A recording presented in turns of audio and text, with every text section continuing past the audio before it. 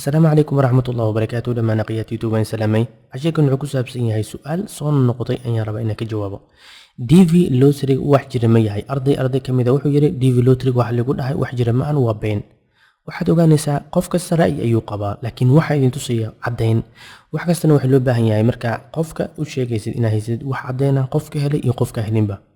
Kale inta badan wadamo badan Kenya, Uganda iyo Masar hadda joogaan ku arkay dad badan oo ku baxay oona aqaano. Waxaa kale ogaanaysaa website-ka aad booqanaysid waa inuu ahaadaa dvlottery.state.gov. waa inuu governor waxaad ogaanaysaa kelimadaas governmentina qof shakhsiya ma isticmaali karo ama company ma isticmaali karo, dowladdu kaliya ay isticmaali karto. waxaa kale ogaanaysaa lottery waxaad ogaanaysaa marka xariisid haddii lacag lagu weydiiyo lotterygaas waa been, ama muddo haddii laga joogo dhigo lacag sooda lagu dhaho waa heshay waa been.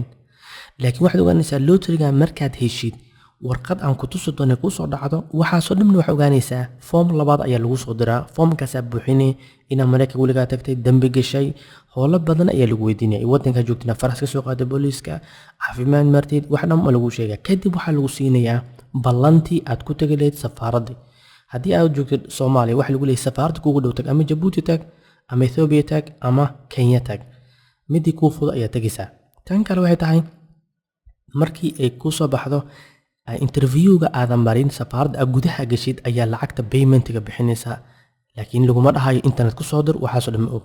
kadib waxayna tusaya hadda sidee login loogu sameeyaa lotteryga markii uu soo baxo. hadda ma ahan, laakiin sanadkan dadkii sidii login ugu sameynay ayaan tusaya. qaabkan sanadka soo socdana wuu isku ekaan doonaa insha Allah binakali marka aan tuso.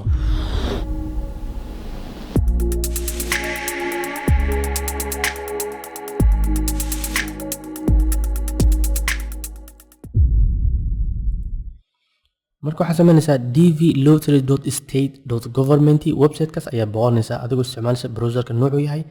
kadibna waxaad gelaysaa hadda design-kan kuguma soo baxayo sababtoo registrationka ayaa furan. markuu xirmo qaab kale ayuu kugu soo baxayaa, qaabkan hoose ayuu kugu soo baxayaa. kadib waxaa leedahay check status ayaad ku dhufanaysaa.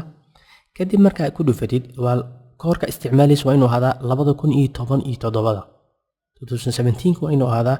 kadibna continue ayaa leedahay si aad u sii gashid gudaha. kadibna markaa gashid wuxuu ku leeyahay waa inaa haysataa kood 2017. qof wuxuu ku leeyahay 2017 lama la gaarin sidee u noqonaysaa? maya, waxay tahay sanadka markaad xariisatay hadda 2016 ayaad xariisatay, wuxuuna soo baxayaa 2017 bisha May ayuu ku soo baxay. May gudaheeda markuu ku soo baxo waxaan ku tusayaa koorkan ayaad isticmaalaysaa 2018 ayaa ku soo baxay adiga. kadibna waxaad tagaysaa qaybtan ayaad tagaysaa basti ayaad ku leedahay. kadibna waxaad leedahay waxaad isticmaalaysaa magaca awowga iyo sanadkii aad dhalatay. kadib markaa sanadkii waxaad isticmaalaysaa koorkii magaca awowga iyo sanadka aad dhalatay ayaa isticmaalaysaa bil ma ahan.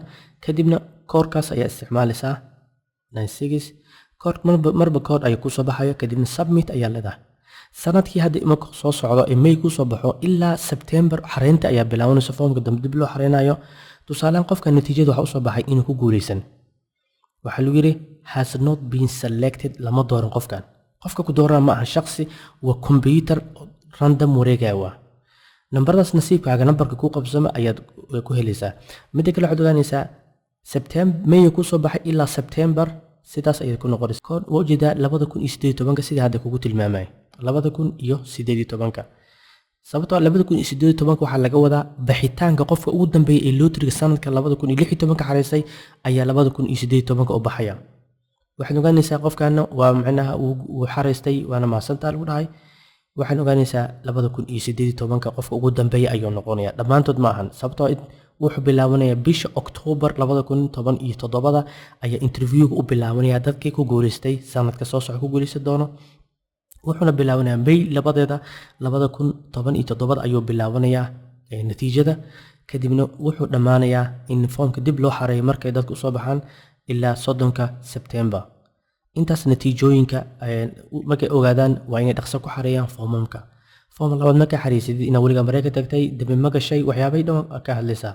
kadib markii aad xariisatid waxa ku soo dhici doona insha Allah biidna kariim warqad aan tusi doono ayaa wax isku bedeli doontaa appointmentiga waqtiga safarta tagaysid waqtiga caafimaadka maraysid wixii dham ayaa lagu weydiinaa waa ina markaa waxaad xariisatayna markasta inaad daabacdid kana waa ujeedaa waa foomkii hore oo oldiga ahay new formkiina waa kana sidaan ayuu ogyahay insha Allah bidnaakin waxaad ogaanaysaa wax xaqiiqa waaye ka faa'iidaysi wanaagsan wax kastana waxa loo baahan yahay in markaad ku soo baxdo tusaalahan waxaan ku dhahay waxay ku soo baxday 2017ka maadaama 17 ku soo baxday May kowdeedii ay ku soo baxday ama labadeedii waxaan natiijada xareynaysaa ilaa bisha September ayaa lagaga baahay inaad ku xariisid foomka labaad kadib markaa foomka labaad xariisatid adiga saas ayaa meel ku fadhiisanaysaa waxa furmaya haddana lootar cusub la xareynayo markii dadka October xariyaan ilaa oo November la xiro waxa furmaya haddana dadka November waxa hore ka bilaawanayo dadkii la qaatay